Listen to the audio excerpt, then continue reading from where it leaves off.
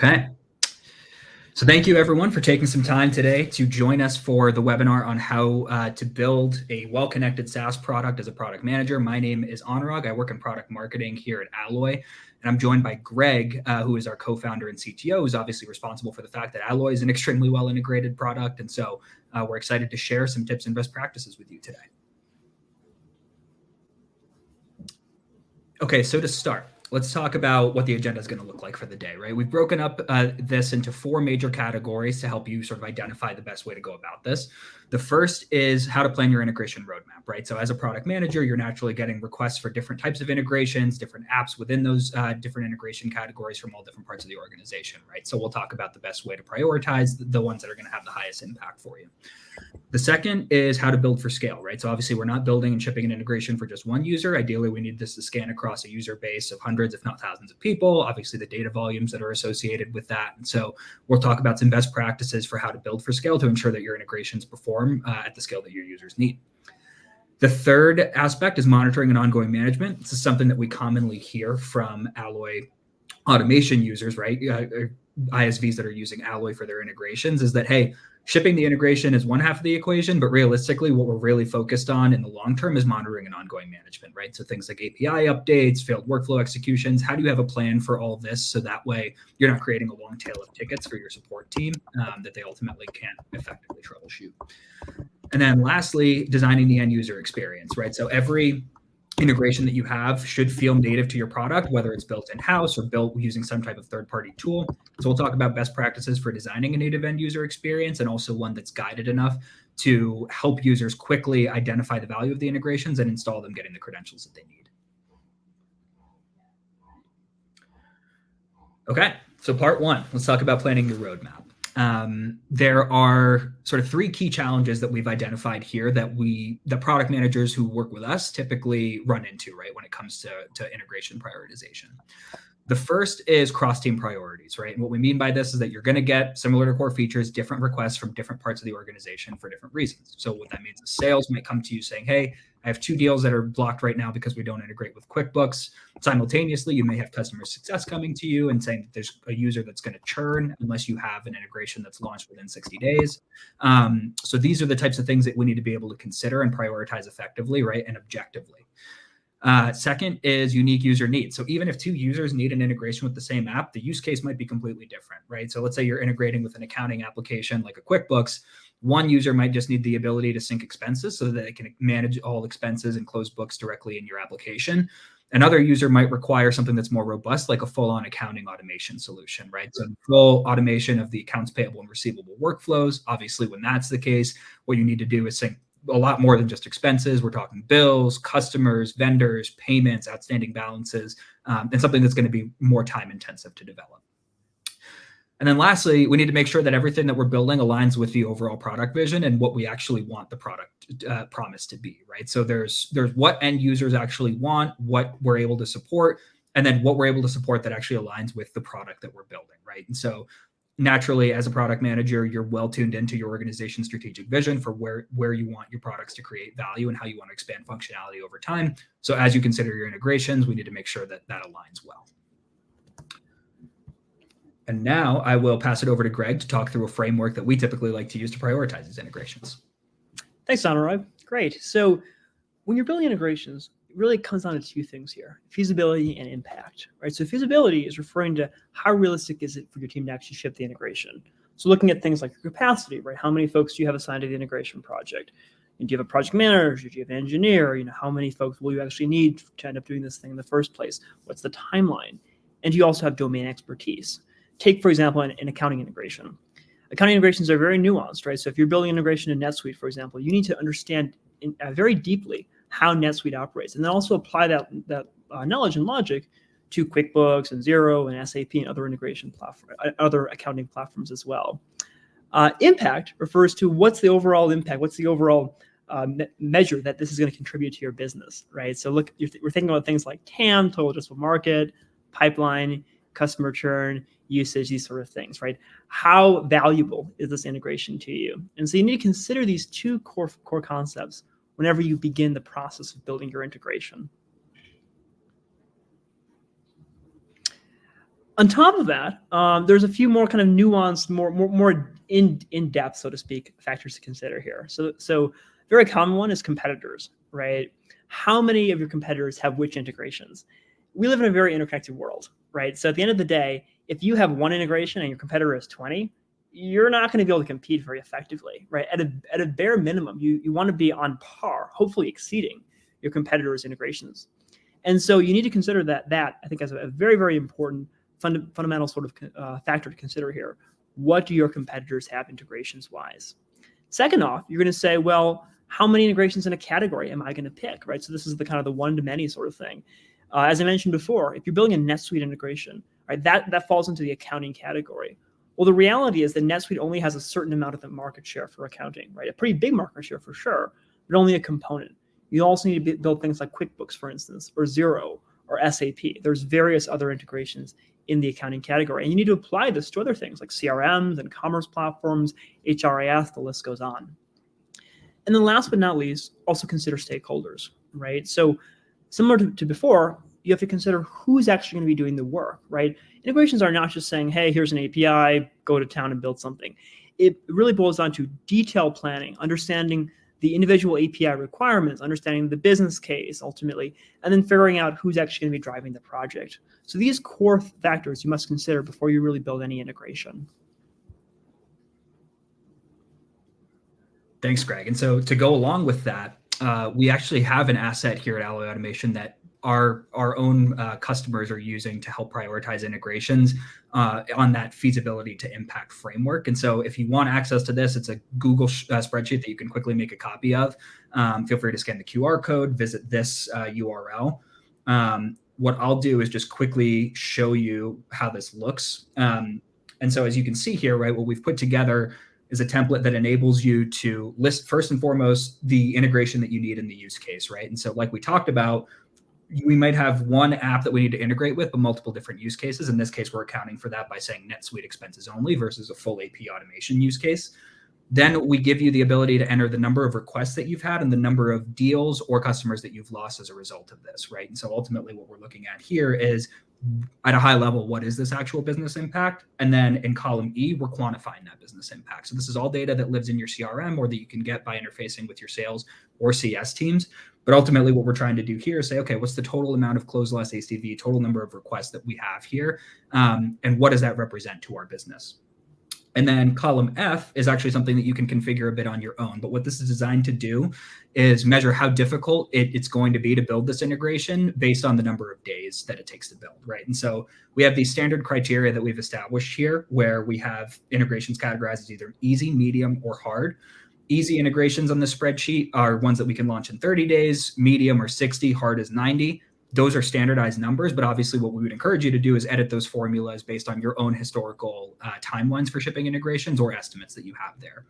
And then what comes out at the end is the impact to effort score to help prioritize integrations, right? So in this case, if we're looking at NetSuite expenses only versus full AP automation, what we're seeing is, okay, based on the amount of business that we've lost to this expense because we don't have this expenses only integration, and the fact that we could realistically have stood this up in 30 days, this actually is a pretty high value thing for us to prioritize, right?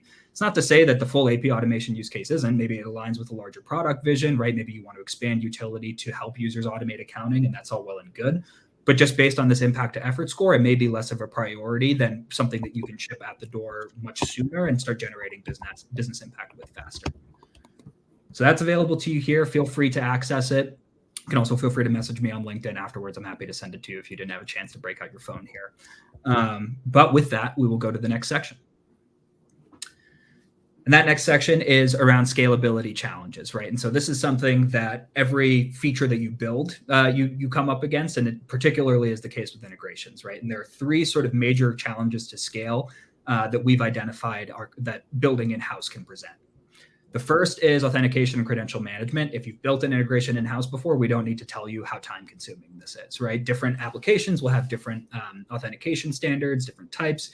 And so basically what we're looking to do here is say, okay, we need a system that's scalable, that allows us to build and manage user credentials in a way that we can maintain security, but also ensure that we're able to ship integrations as fast as we need.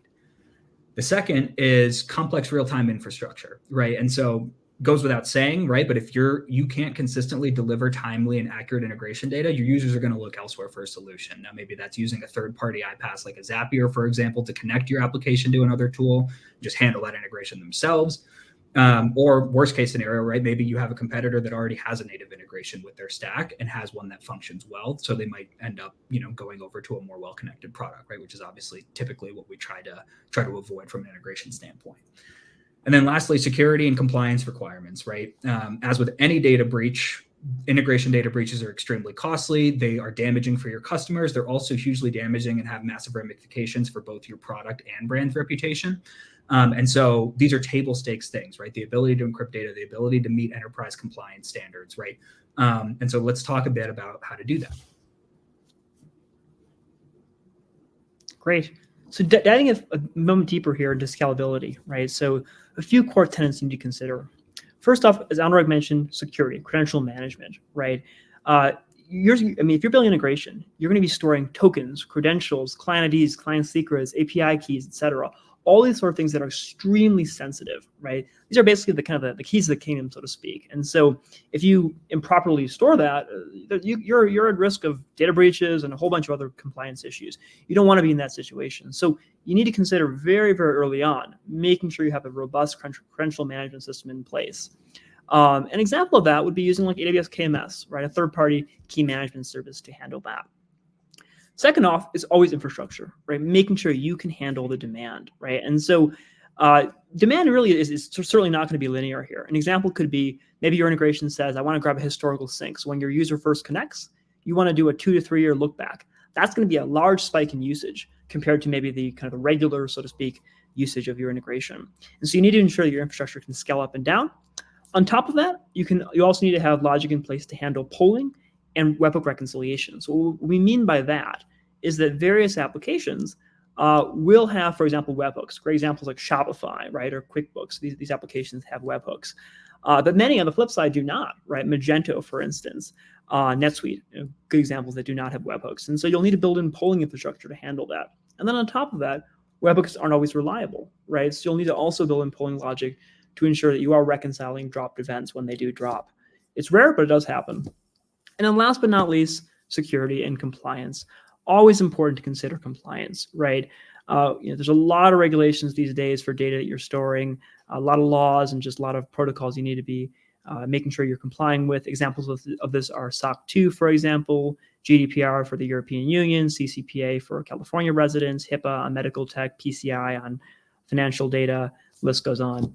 Many integrations will actually require you to even, like, for example, to partner with them, you must have like a SOC 2 report. So you need to consider that before you even start building.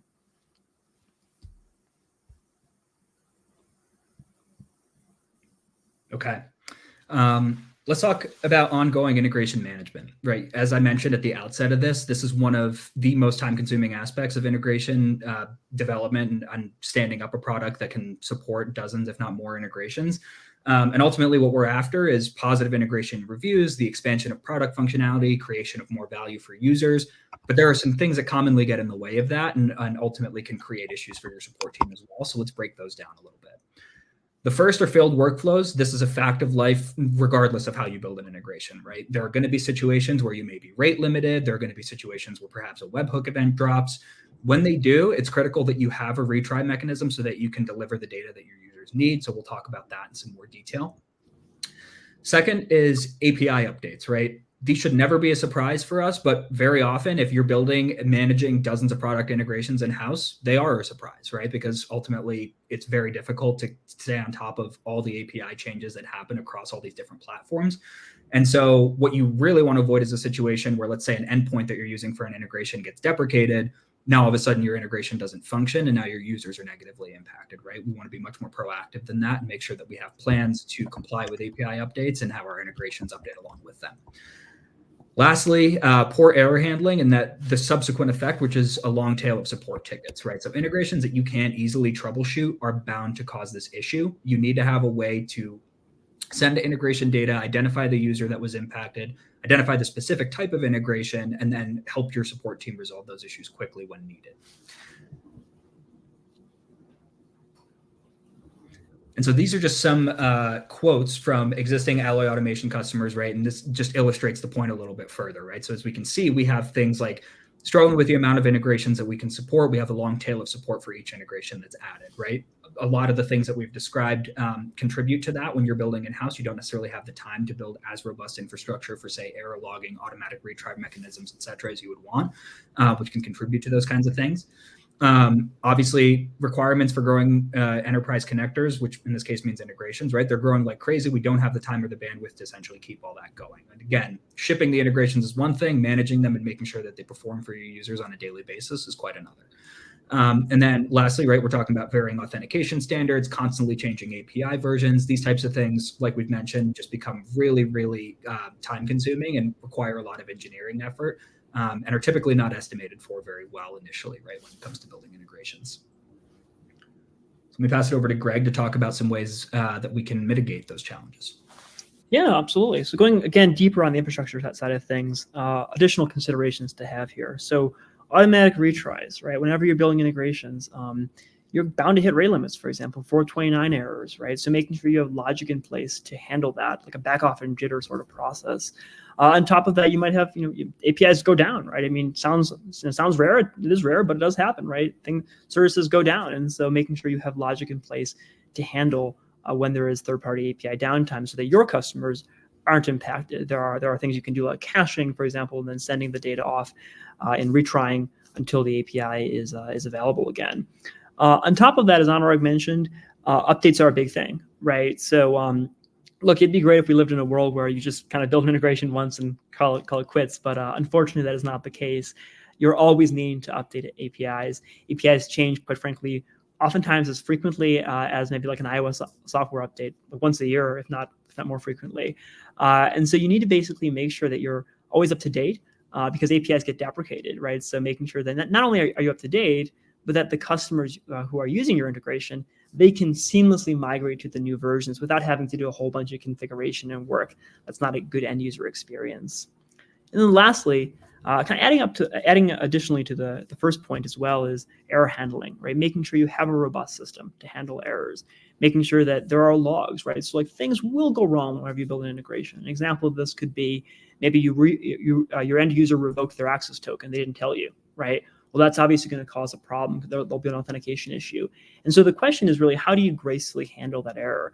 I mean, you can't just make an error, throw an error and say that's that. You need to properly alert yourself, alert the end user. This needs to be handled gracefully. Having logs and whatnot and streaming those errors to the end user is important as well. So some additional considerations here when you're managing your integration.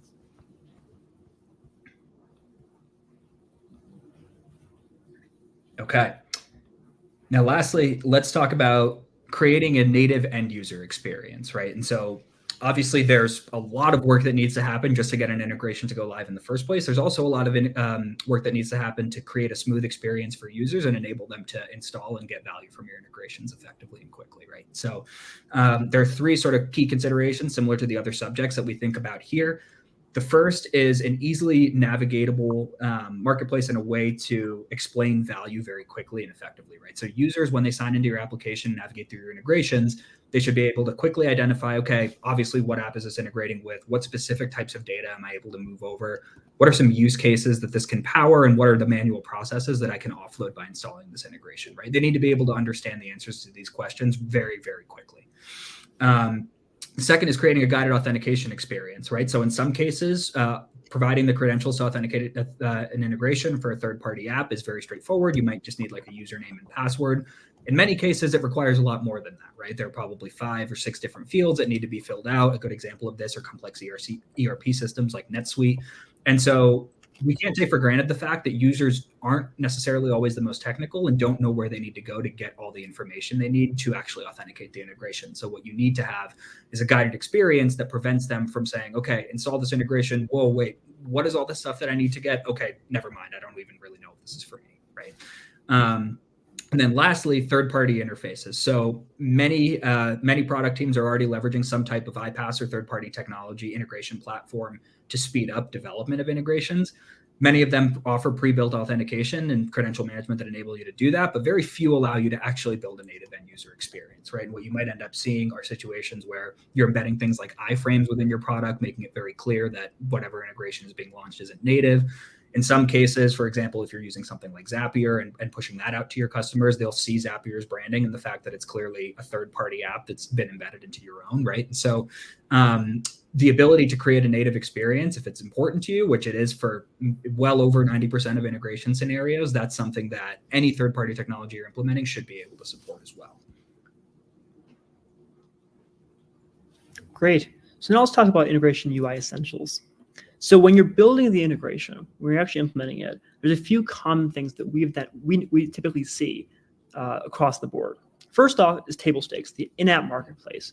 You need a place where your users can go in and actually discover the integrations that you support. So this is typically like an app store or an app marketplace, these sort of things where you'll go in, you'll see the integrations tab, and the end users can say, great, you have a Shopify integration, you have an SAP integration, I'm going to select one of these things and go to town there. The second thing is authentication. So authentication gets a little bit more complex here. So as we mentioned before, there's a variety of different authentication mechanisms. Many applications support OAuth, for example. Other applications support API key. And other applications support just kind of more than that. They need, for example, different types of API keys like NetSuite. And so your interface needs to dynamically handle the various requirements for every application because they're all going to be quite different, right? So that's really important that you handle that accordingly. And last but not least here is user configurability. So most integrations don't necessarily need this, but you will see this in some of more of the enterprise integrations. So for example, things like SAP, right? If you're saying, look, I want to connect my financial app to my fintech app over to, let's just say, SAP, you might want to do some data mapping. So for example, mapping categories in your fintech app over to categories that match over in SAP. And in that example, you'll need your end user to be able to configure that. So you'll need to have an end user configuration screen. And this is really important. This is kind of manifests in like a metadata API. So you'll need to expose that metadata and then allow your end user to configure. Great. Okay, so before we get to questions, we're just going to do a quick recap here for today. And it looks like we do have a couple questions that have come in, so appreciate the engagement there. 4 major categories and areas that we've dove into today, right? The first one is prioritization of your integration roadmap. Now, this happens by measuring feasibility versus impact and also considering larger market details, right? Such as the integrations that your competitors already support, where you want your product to be in 2-3 years, right? And the type of functionality and use cases that you want to be supporting.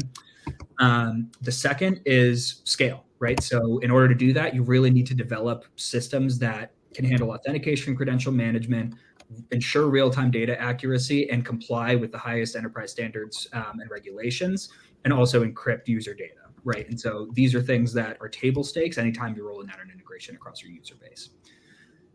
Third, you will need to build mechanisms to ensure that once you've shipped an integration, it's not going to go create a bunch of headaches for you, right? The last thing we want is to ship an integration with the idea that we're expanding value for our customers, that we're solving real problems, that we are, increasing our ARR, increasing product stickiness, whatever the impacts, the metrics are that we want to impact, and then have the only actual metric get impacted is having more support tickets, right? And having a higher volume there because we launched an integration that we can't easily troubleshoot, that doesn't function properly, that we don't have active monitoring and management for, right?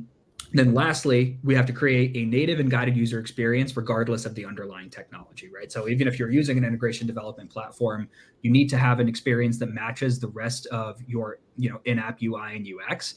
And you also need a way to guide users through the authentication process for some of those more complex applications so that they can launch and get value from your integrations, and you're ensuring that they're actually seeing the value that you want them to. Okay. So if you are planning out an integration roadmap and you're looking for a way to accelerate that roadmap, we'll take a quick second to talk about why Alloy Automation and how we can help you with that, right?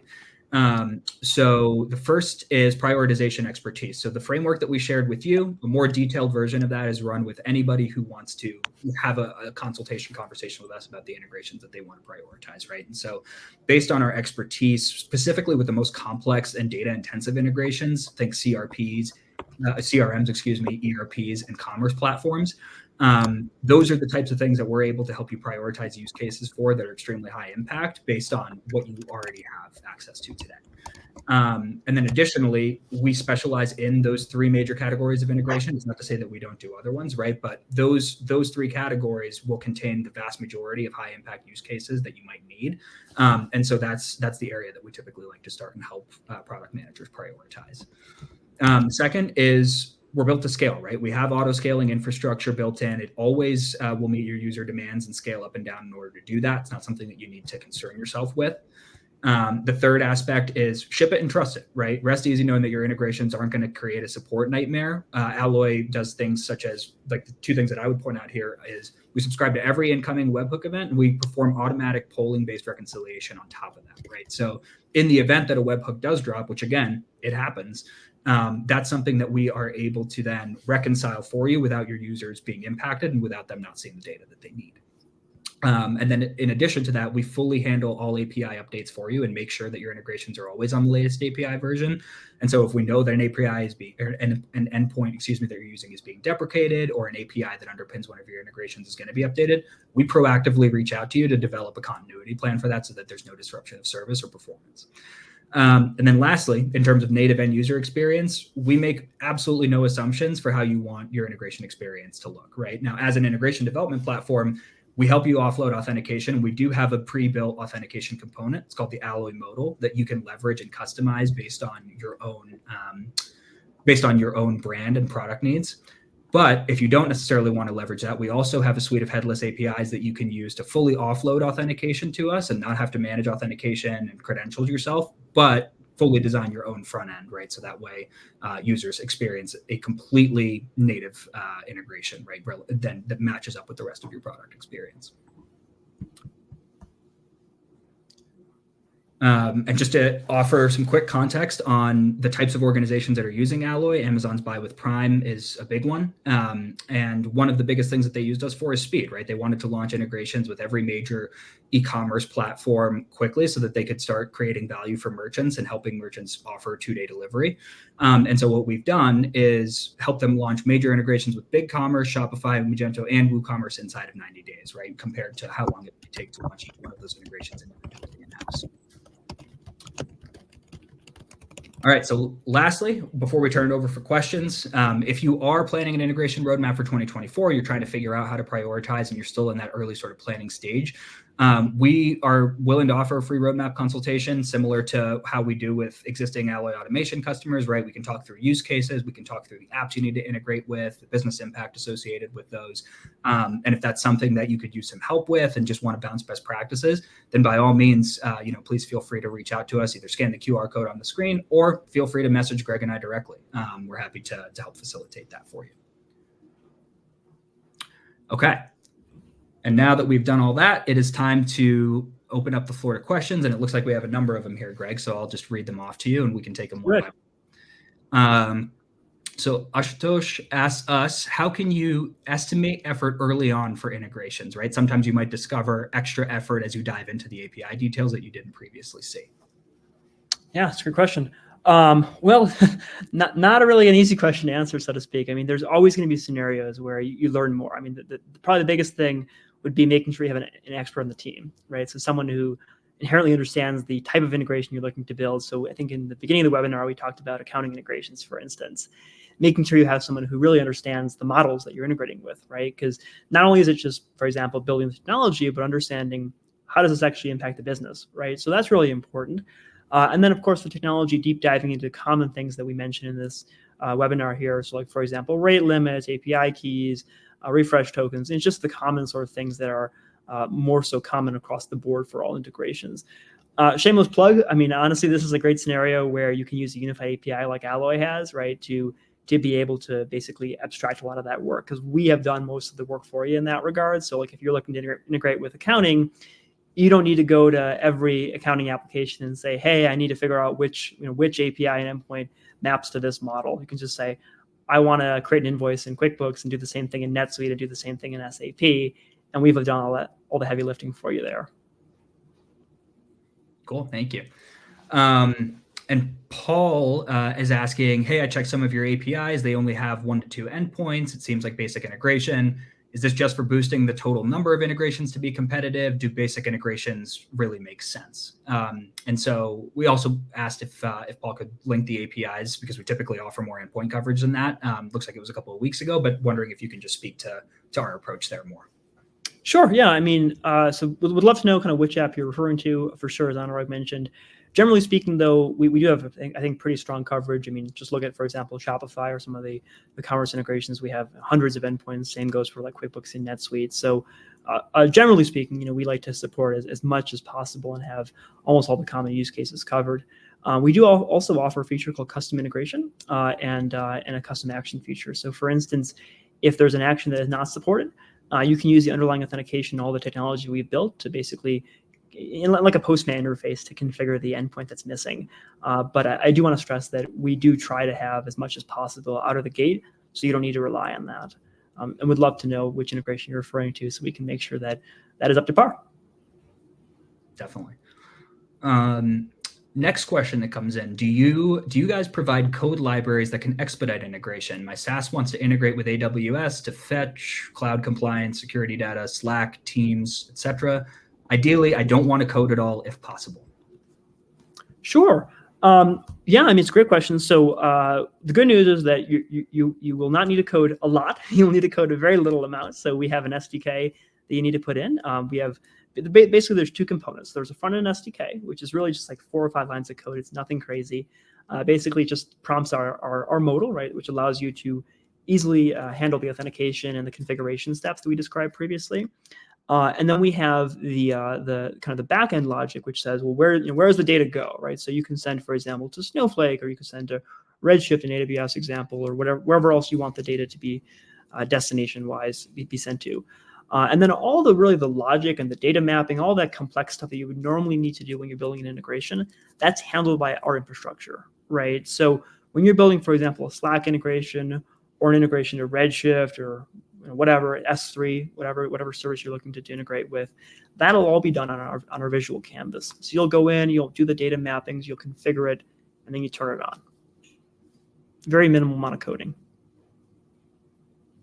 Great stuff. And then lastly, Paul asks, do you have WebSocket integrations? Is it required for some platforms or customers? We build market data vendor for cryptocurrency exchange rates connected to trading platforms, and the constant weekly WebSocket disconnects were a total mess for us. Yeah, so I'm not sure we have WebSockets per se. We have webhooks. I mean, obviously that is different. In terms of getting, maybe the question is kind of geared towards more getting real-time data, right? So I would refer to, for example, on the webhooks front, if you're looking for real-time events, we do have obviously logic to handle that. So we're going to shoot you the information in as real time as possible. For apps that do not support webhooks, we have the polling reconciliation logic in place, so that we'll basically manually poll every minute or every 10 minutes, whatever you configure it to be, and then we'll send you the data. We don't really have WebSocket. I think that's not super applicable to Alloy per se, but if there's a particular use case, we'd love to hear it and happy to consider it.